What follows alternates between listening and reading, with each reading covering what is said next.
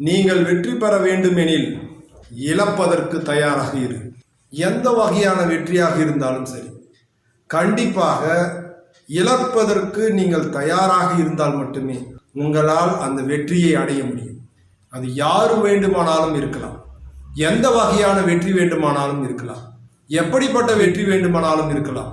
சிறிய வெற்றியாக இருந்தாலும் சரி, இமாலய வெற்றியாக இருந்தாலும் சரி, அதற்கு ஈடாக நீங்கள் இழப்பை கொடுத்தே தீர வேண்டும். அப்படி இருந்தால் மட்டும்தான் உங்களால் வெற்றி அடைய முடியும். இப்போ எடுத்துக்காட்டா ஒருத்தர் காம்படிஷன் எக்ஸாமுக்கு படிச்சுக்கிறாருன்னு வச்சுங்களேன்.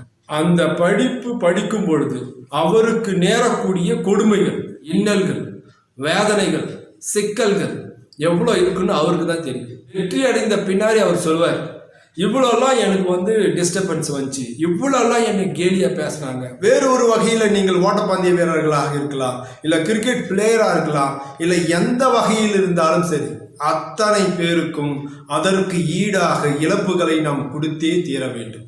கொடுக்கவில்லை என்றால் நமக்கு சிறந்த வெற்றியை நம்மை அடையாது. எதிர்த்து பேசாமல், கேலி பண்ணாமல், கிண்டல் பண்ணாமல், புறம் கூறாமல் நம்மளால் வெற்றி அடையவே முடியாது.